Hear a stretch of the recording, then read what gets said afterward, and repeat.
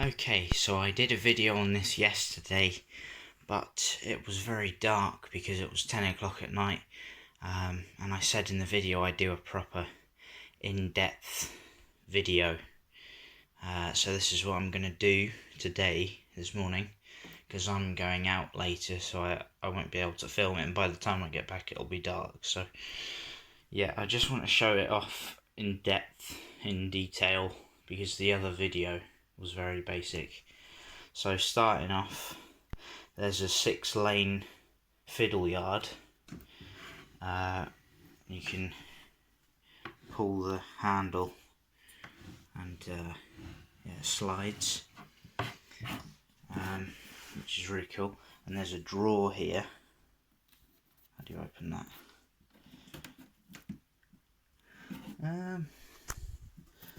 There we go. So there's a load of stuff that was just left in here. There's a couple batteries kicking about which I can use, which is cool. Never heard of this brand before, but I don't know, they're probably just cheap batteries. Little strip lights that came from something. I'm not sure what these are. I don't know what these are, but I'll get to that later. And there's a load of instructions there. That's quite handy. So I'll check them out. I'm still, you know, when it comes to layout controls and things, I'm still a novice. So that's the fiddle yard, and then you've got the track selector, and I think the isolator switches. So you could have, because it says you've got a front section and a rear section. So that I think that means you can have 2 trains on one track. I think that's what that means anyway.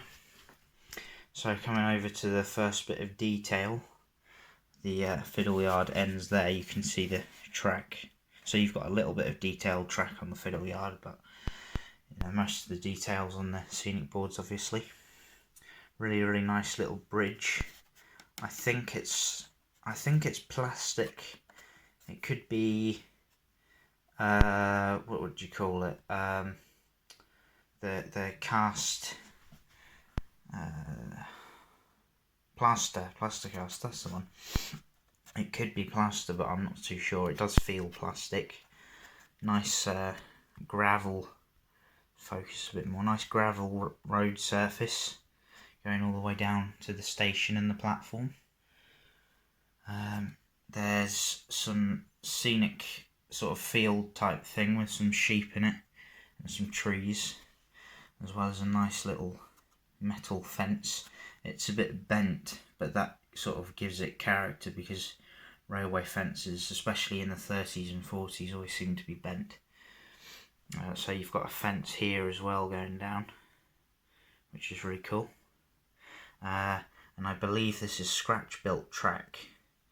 I do think it is, because I've never seen, apart from the Pico track, I've never seen any track that looks quite this good. Because if you compare this track here to the standard set track, let me pull that out a bit so it lines up. The standard set track looks a bit crap, so yeah, very nice track, and I do believe they are wooden sleepers. So moving along a little bit, you've got the water tower with the little dangly chains. I really like my dangly chains on their models, they're really good. If you've seen any of the Andrew Barclays that I've reviewed, they've always got a little 3 links or screw links on them, because it's just so much more realistic to couple things up with a chain. So anyway, so that's the water tower, and you've got an operating signal that's a little bit bent. Not well, the signal arm is a little bit bent, but I can fix that. And that's actually operational, so I'll show you that in a minute. A little line side hut, and a station name board. Now, I don't think Todrington is a real place. I think Chamley is, but I don't think Todrington is. Just quickly, this layout, as you can see here, has been in the Railway Modeller magazine, and I did a little bit of research last night, and I found out which magazine. So I'm gonna buy myself the magazine, cut out the article and frame it and stick it on the wall here, and I think that'll look really smart. So anyway, yeah, I'll chuck a screenshot in just now so you can see what that looks like.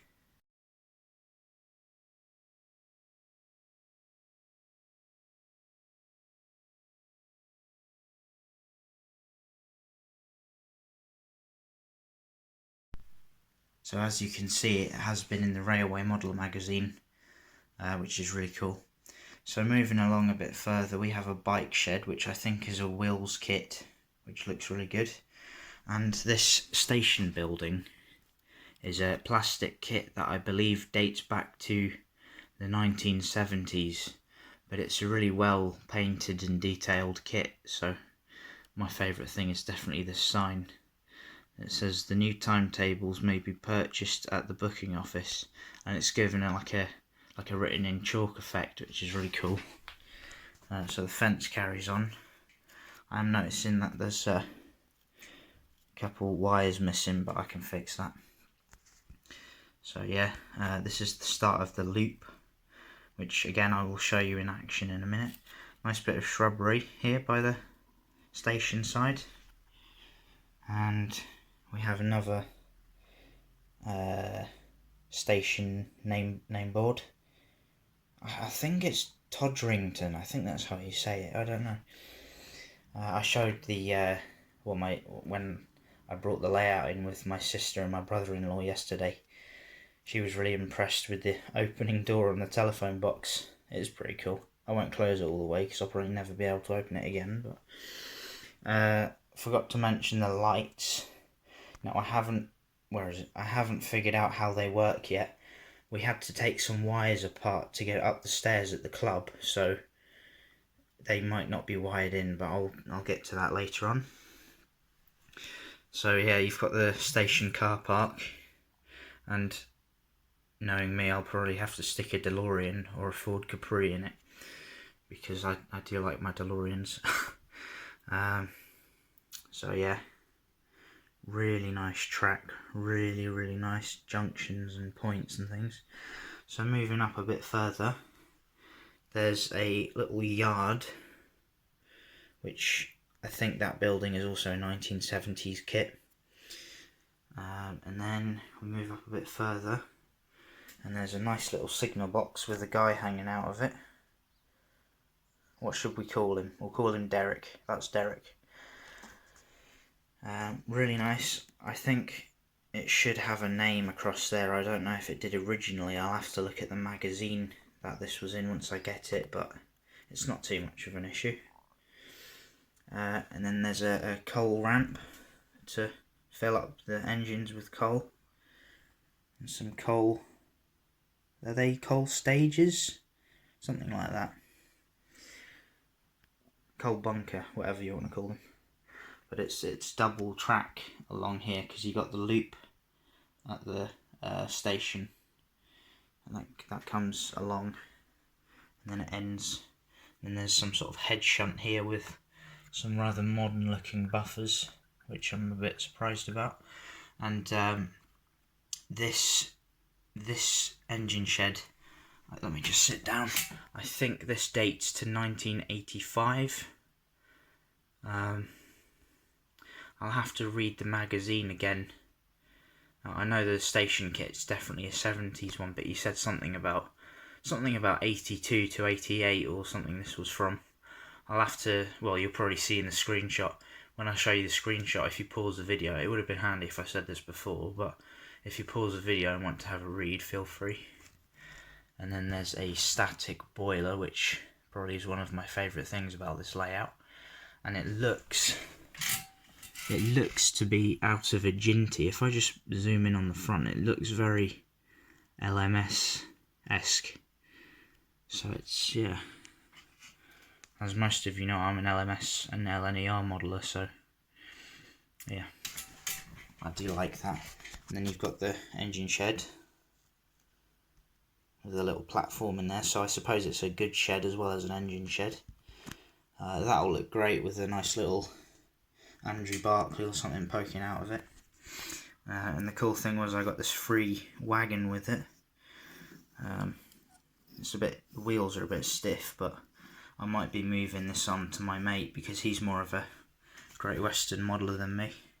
Forgot to mention the nice little yard crane as well. It's missing the rope or chain or whatever, but I was going to get some fine 1mm scale chain and stick it on with a little hook and everything. That'll look really smart.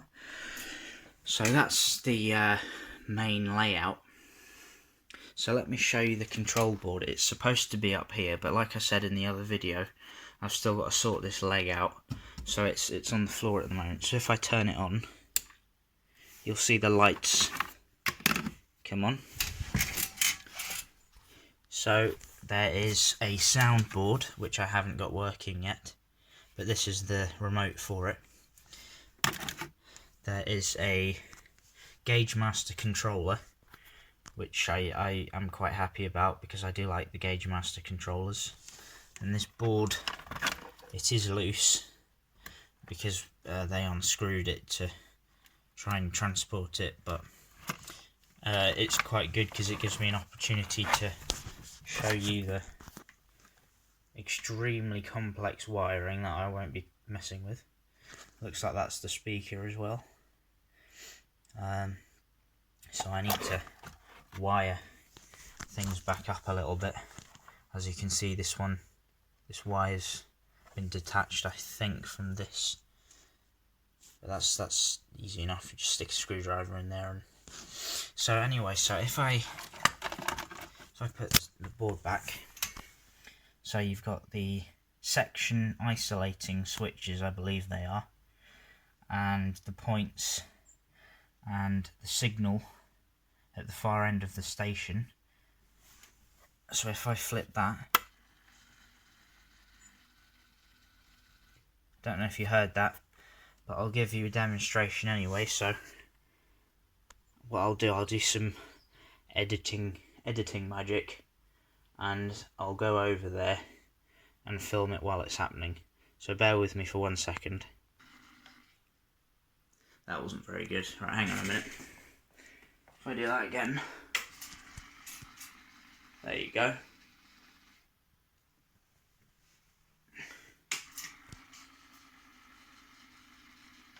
So as you can see, it's hanging down a little bit. It's a little bit bent, but I can fix that.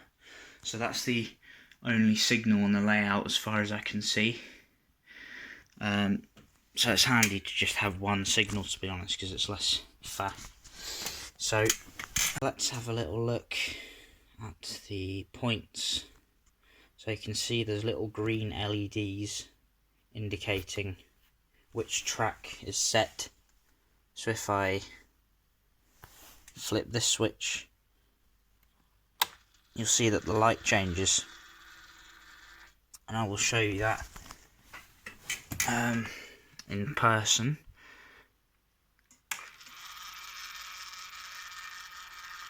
So you can see the points actually move, which is really cool because I'm shite at wiring up things, so I would never have been able to do that. So the next one we've got, zoom in a little bit. So the next one we've got is P2, P3 even. And I'm not sure if that one's working or not. It might be an isolator switch, so I'm not too sure. Just flip it back anyway. And then you have P2. So that's the that is for the head shunt. Not the head shunt, the coal loading bay. So let's get a nice shot of that. Zoom out a bit, I'm too far in here. Let's get a nice shot of that.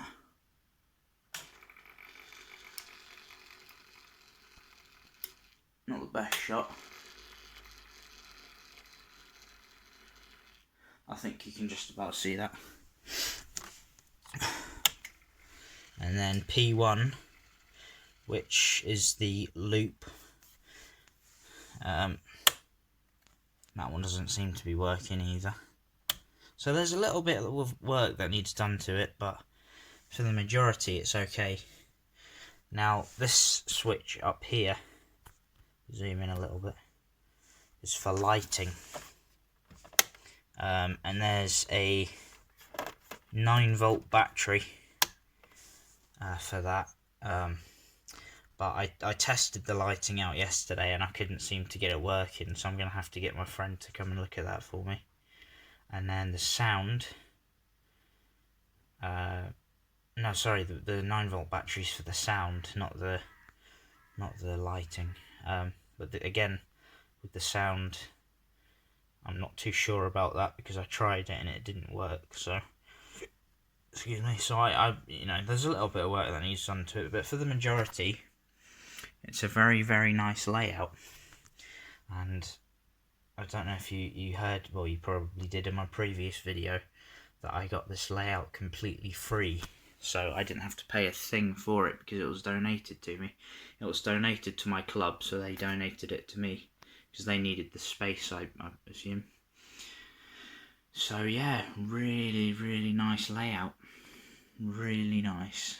And it's going to be really good for running videos and photographs and things. So once I get it properly going, I'll go to my aunt's house, get some engines and bring them back and give them a little run. So I hope that's covered the railway a little bit more for you, a little bit more in depth than the other video was. Thank you very much for watching. I do appreciate all of my subscribers and people that comment, and yeah, just keeping the hobby alive. Well, no worries then. Take care, and I hope to see you again soon. Bye.